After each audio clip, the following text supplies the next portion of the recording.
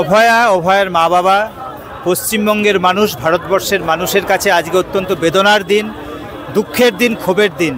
যে আশঙ্কা আমরা করেছিলাম যে ওই সঞ্জয় রায়কেই একা বলির পাঁঠা করা হবে, সেটাই আজকে সত্য হলো।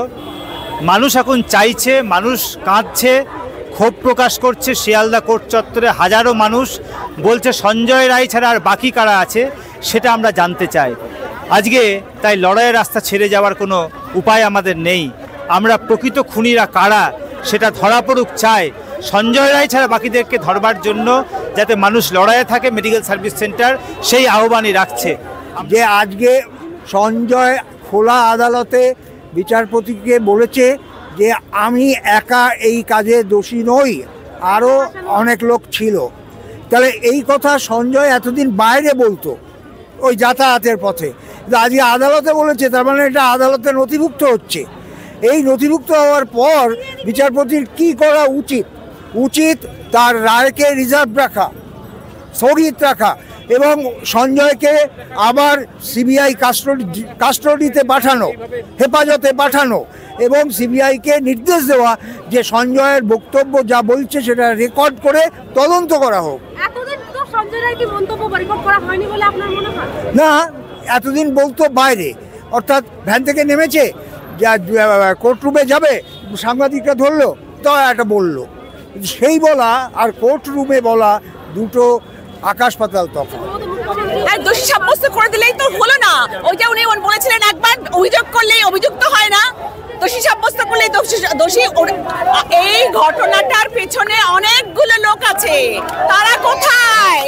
তারা কোথায়? শুধু সঞ্জয় রায় একটা লোক ওভাবে টেনে হিস্ট্রি মেরে ফেললাম, এটাকে একটা লোক। বলুন তো, সাদা মাটা মাথায় আমাদের সাধারণ বুদ্ধি কি বলে? নয় তো।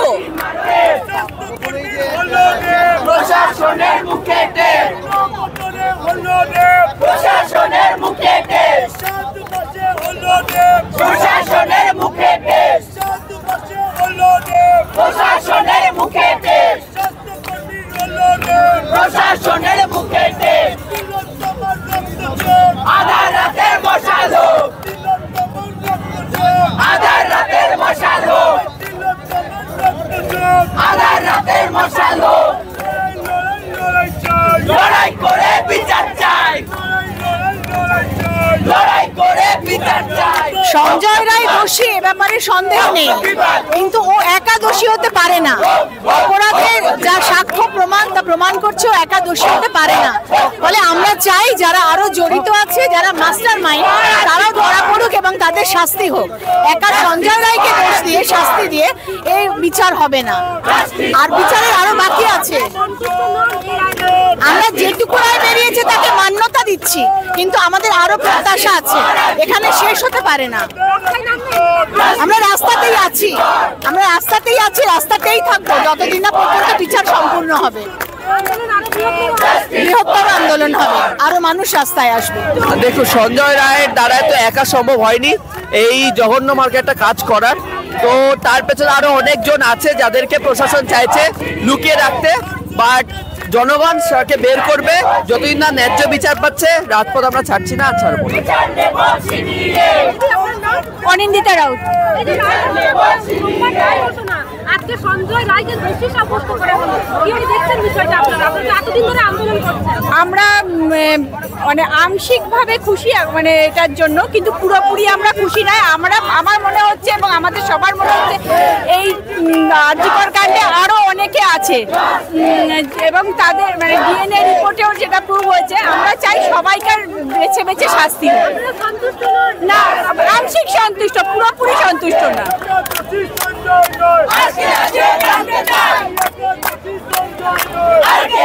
জানতে চাই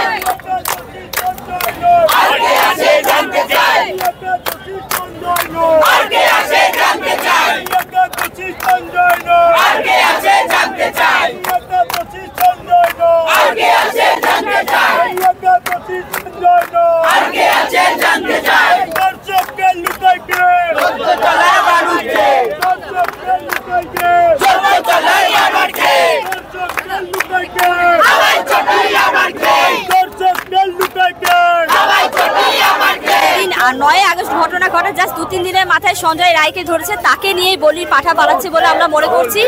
যে ডেসক্রিপশন আমরা পোস্টমর্টমের রিপোর্টে পেয়েছি এবং খালি চোখেও মানুষ যা আমরা দেখেছি, আমি নিজে একজন পার্সোনালি নার্সিং স্টাফ হওয়ার ক্ষেত্রে আমি এইটুকুটা তো আমার পড়ার দ্বারা বুঝেছি যে একদমই নয়, কারণ এটা একজনের পক্ষে করা কোনোভাবেই সম্ভব নয়। পূর্ববর্তী রিপোর্টগুলো যদি আমরা দেখি সেখানে আরও 5 জনের ডিএনএ পাওয়া গেছে, তাদের সঙ্গে কি করা হলো, তাদের চার্জশিটে কেন নাম উল্লেখ নেই, এরকম বিভিন্ন জন আছে চার্জশিটে কারোর নাম উল্লেখ নেই।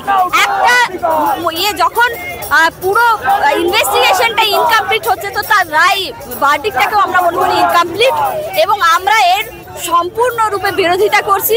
আমরা এখনো মনে করি এর সাথে আরো জড়িত আছে যাদেরকে কোনো না কোনোভাবে লুকিয়ে রাখা হচ্ছে। এর আন্দোলন আমরা চালিয়ে যাব। দোষী সাব্যস্ত সঞ্জয় রায়কে শুধু এটা করা হয়েছে, তো এই রায়তে আমরা কেউ খুশি নই, কারণ আমরা বুঝতে একটা ছোট্ট বাচ্চাও জানবে যে একটা মানুষের পক্ষে 113টা কামড়ের দাগ বসানো পসিবল নয়। এর ওপরে আরো অনেকে আছে, সে ক্ষমতাহীন হোক বা ক্ষমতাবান, তাকে আমরা ধরতে চাই। পুলিশ সিবিআই কেন এদেরকে ধরছে না?